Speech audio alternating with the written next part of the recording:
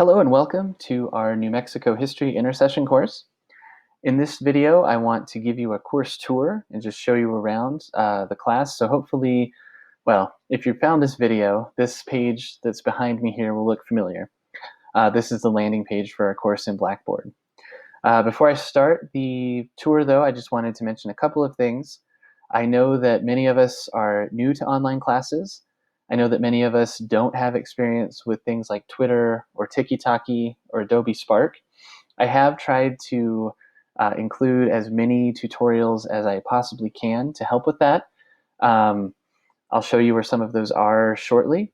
But I did want to just, at the very beginning of the class, let you know that you should always ask questions whenever you have them. I try to be as available as I can be during the intersession within reason. But you can get a hold of me via email. I'm pretty good at responding there. I've also given you a text message number in the syllabus and also in the instructor information section here in Blackboard. Please use that if you're so inclined to communicate via text message. You can also get me on Twitter because we'll all be working there together as well. So please ask questions early and often. Don't ever worry about asking too many questions. Sometimes I get emails from people who say, sorry to be a bother, or I keep asking questions and I'm sorry. No need to apologize. That's what we're here for, and I'm happy to help. So please just let me know whenever you have questions. All right, so the course landing page, as you've probably already explored, if you scroll down here, it has a link to our course hashtag on Twitter. So you can get to that from here if you so desire or if you need that help.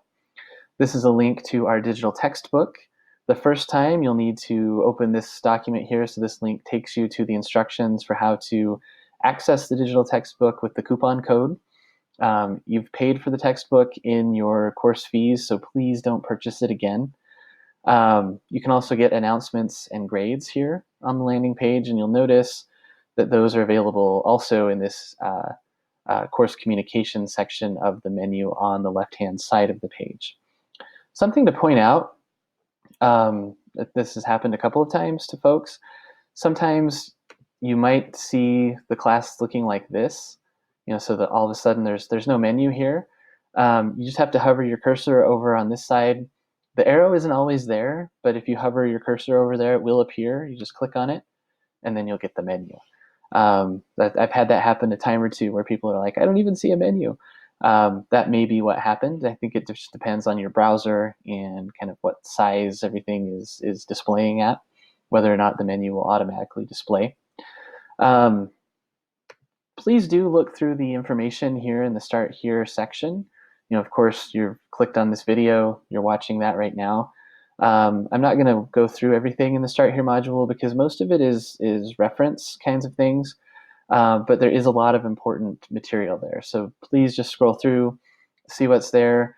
If this is your first time taking an online class at CNM, there's a Jumpstart section that will kind of walk you through how to use Blackboard and navigate our online courses. So that could be very helpful for you. So again, just see what's there and take advantage of those things that are going to be helpful for you in our class. The syllabus tab, no surprises here. You'll find the syllabus. This is a link to the Google Doc version of the syllabus that I sent to you via email prior to the beginning of our course. I've also placed links to the discussion board requirements and etiquette, as well as the journal instructions. If you've gone through the syllabus, you'll know that there are links to all of those things within the syllabus as well. So something about the way I've set up the course, there are multiple ways of getting at everything. And so you can use the one that's most convenient to you at the time. Also, I've left everything open in the course, so it's not set up such that you have to go to Unit 1 in the learning modules and complete all of that before Unit 2 will open. Everything's open so that you can work ahead if that's something that you... Excuse me, I was going to sneeze. I held it off, so it wasn't a loud sneeze in the microphone there. So I apologize for that. But the course is set up such that you can work ahead. But I did just want to point that out. You have access to everything that we'll be doing over the next 2 weeks. It is intensive. But don't let yourself be stressed out or overwhelmed by that, and realize that you have plenty of time to get everything done. If you need access to the course schedule at a glance, it's here as well in the syllabus tab, just an FYI. Please do look at the instructor information section, because along with my contact info and a little about me, a picture of my family when we did a hot air balloon ride for Christmas last year. As you scroll down, you'll also see this information about my response time, about things that are expected of you. I do accept late work with no penalty. It does have to all be in by the last day of class, though. So please do try to keep up with things, because we have such a short class, it'll be really hard to catch up if you fall behind. But if you do fall behind a little bit, don't sweat it and just catch back up. So do look at all of those things there. It's important information. The syllabus and the learning modules right here are the most important things for success in our class. So I'm going to click on learning modules. If you follow along with the learning modules, you'll know exactly what you need to do and what's due for each unit. Unit 1 is set up a little bit differently than the rest of them. Everything is due on Tuesday the 18th, and there are a lot of kind of preliminary getting to know you kinds of activities, getting started with Twitter, things like that in there. Also, we'll be studying the nature of the discipline of history, what it means to study the past and how, and what historical thinking skills we'll need to use as we study New Mexico's past. So all of that is there, and there's information to walk you through everything that you need to do. I do want to show you Unit 2, because this is typical of the most of the units in our course. So again, as you click into this, you'll notice these are Unit 2 should be taking place on August 19th and 20th. Every unit has this little short description of the history that we'll be studying during that unit. And then it shows you what you need to complete during the first day of the unit and during the second day of the unit, along with the unit objectives. So the first day, you'll do your reading, you'll watch the film clips, as many as you can. You'll post your reading tweets, and there's more information about that over here in the reading tweets tab. You'll post those, and you'll submit the identification step of the timeline assignment. And again, there's information about how to do the timeline assignment over here in the timeline tab. During the second day, you'll post the connection step. That's the second part of the timeline assignment. And then you'll do either a journal entry or a discussion assignment. You don't have to do both. You choose the one that you would prefer to do for that unit.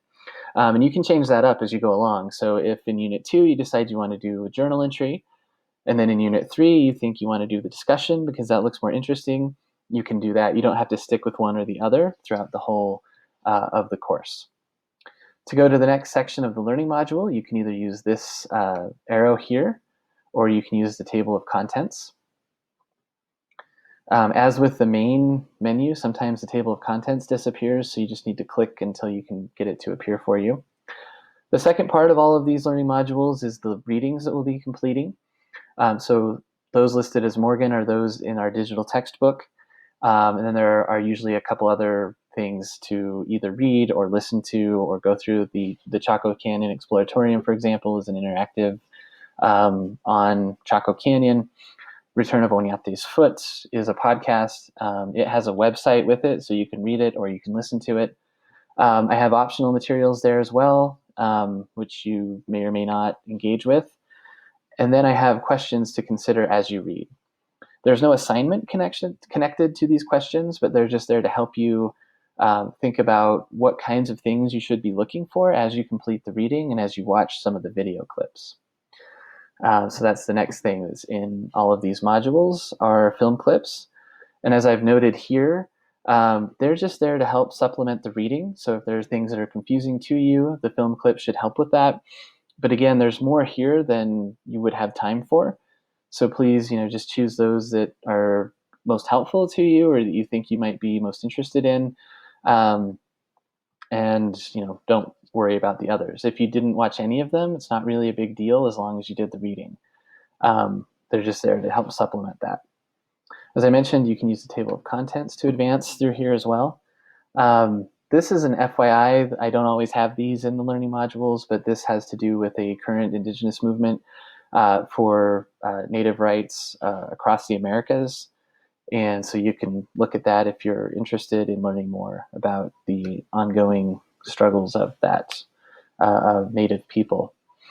I always have a section called Reading Tweets. This is to remind you to go to Twitter to complete your reading tweets.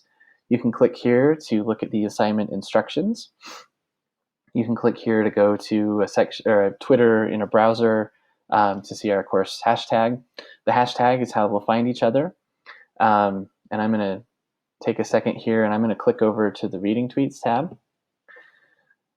There is a video tutorial embedded in the instructions. So again, these are those same instructions that you could have gotten to with the link that I just showed you in the module. But there's also a Twitter tutorial video here. So please take advantage of that. It shows how to complete the Twitter assignments, how to find each other on Twitter, and so on. And as always, let me know what questions you have. Before I go back to the learning module, I'm going to click on the timeline tab to show you what's there. Again, because there are multiple ways of getting at things in our class, that's what I'm trying to demonstrate by going away from the learning module for a moment. Here's a link to our course timeline. In the course timeline assignment instructions, you'll get the login information for the timeline, and then you'll see a video tutorial for the timeline assignments. This first one shows you how to use Tiki-Taki. That's the timeline platform. And then the rest of these talk about the assignment itself. So what you're supposed to put into the assignment, how to think about historical significance, because that's one of the main things that I ask you to do with the timeline assignment. And then down here, you can see submission areas for all of the timeline assignments. So for example, if you went away from Blackboard to work on the research for your timeline topic, you wanted to come back in to just submit that timeline ID step, you can go straight the way that I have, timeline, Unit 2 timeline submissions, click there, and then you'll see the submission area where you can attach your file. If you're doing the connection step, it's just right there as well. So both of the submission areas for both parts of the assignment are in these folders. Going back over to learning modules, back to Unit 2, where we were just at, and that's where we saw the list of what we need to do for Unit 2. You can jump right ahead to the timeline submissions if you want to get to those things this way. Depending on your browser, I think you'll usually have to click to launch. The instructions for the timeline assignment are here so that you can get them quickly if you need. But you click to launch and you'll notice this takes you straight to that folder that I just showed you in the timeline tab so that you can submit your work. Remember, you'll both need to submit on Tiki-Taki and here in Blackboard for the timeline assignments. All right, let me show you the last of the learning module, and that will be most of the course tour. So after the timeline, you'll have a section where you can submit your journal. Please note or remember that you don't have to do both the journal and a discussion assignment. You choose one or the other. So if you've chosen the journal, you can click here, or you can go to Journals and click on Unit 2. If you've chosen the discussion, you'll click ahead to the discussion, click to launch, and that will take you over here to the discussion board to the Unit 2 forum so that you can work on that one. Note that the prompt and instructions are not here. I didn't post them here, but you can find them over at discussions.